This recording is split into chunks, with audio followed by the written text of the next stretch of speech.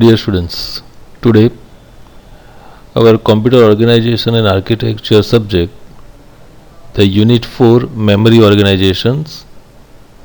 In this subject, we discuss about the memory and its types and memory related topics. Now our first topic is memory classification. So basically memory classification will be divided into two parts: internal memory and external memory. Internal memory, it means RAM and ROM, and external memory, it means HD, CD, DVD or pen drive. Okay, so this is the main classifications of computer memory. But classification of computer memory can be classified according to the following criteria. Suppose our criteria is according to distance from a CPU. How much distance will be available from the CPU? Accordingly that it will be divided internal and external. The same way is a internal memory RAM and ROM, and external memory is the HD, CD, DVD or pen drive. So this is our first classification. Now second classification according to importance. So according to importance, our computer memory divided into two parts. First is primary memory, or it's called main memory, and secondary memory, or it's called auxiliary memory. For example, RAM and ROM is called the main memory, and HD, CD, DVD or pen drive, it will be auxiliary or secondary memory. Classification 3, according to performance of storage or volatility. So accordingly that the computer memory divided into two parts, volatile and non-volatile. For example, is a RAM and ROM, HD, CD, DVD, pen drive. It's an example of non-volatile. In this classification, we just have to know the name of the memory. Detailed study will be later on. And the classification 4, according to manufacture substance or read-write mechanism. So here is a read-write mechanism, computer memory divided into three major parts: semiconductor memory, magnetic memory and optical memory.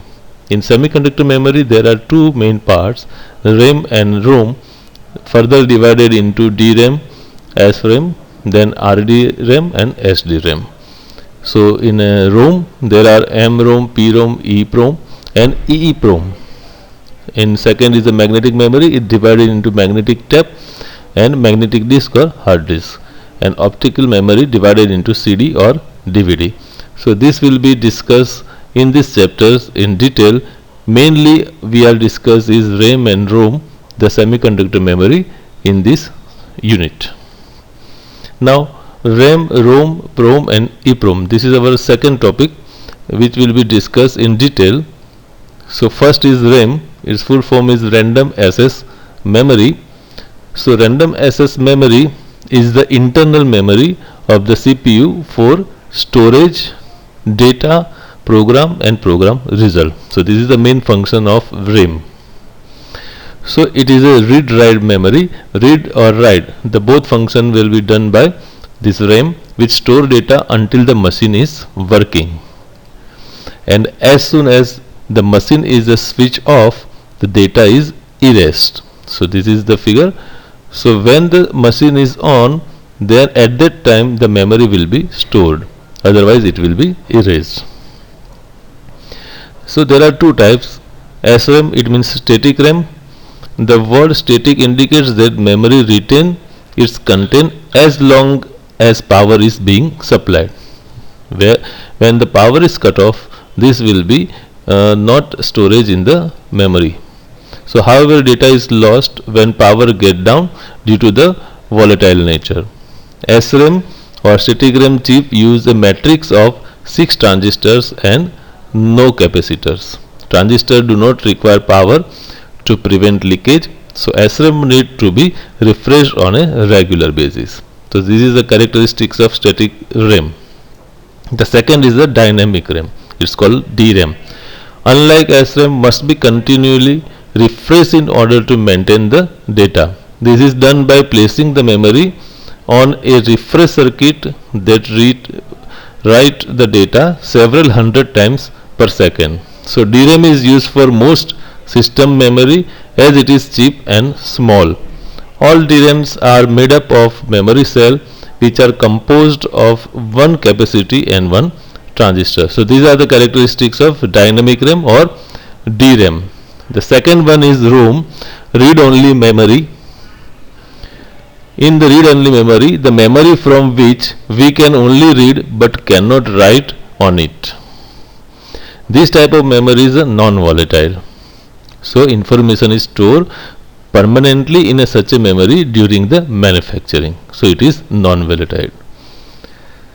A ROM stores such instructions that are required to start a computer.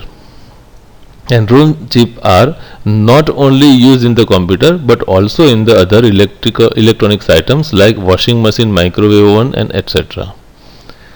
So next is a PROM, programmable read-only memory. So PROM is the read-only memory that can be modified only once by a user. And the user buys a blank PROM and enter the desired content using a PROM program. Inside the PROM chip, there are small fuses which are burnt open during the programming. It can be programmed only once and it not erasable. Second one is EPROM, means EPROM, erasable and programmable read-only memory. The EPROM can be erased by exposing it to ultraviolet light for the duration up to 40 minutes. Usually EPROM erase achieve these functions. During programming, an electrical charge is trapped in an insulated gate region. The charge is retained for more than 10 years because the charge has no leakage path. And for erasing this charge, ultraviolet light is passed through a quartz crystal window. It means lid. So these are the characteristics of PROM and EPROM. Thank you very much. In next session we will be discuss in more detail about the memory.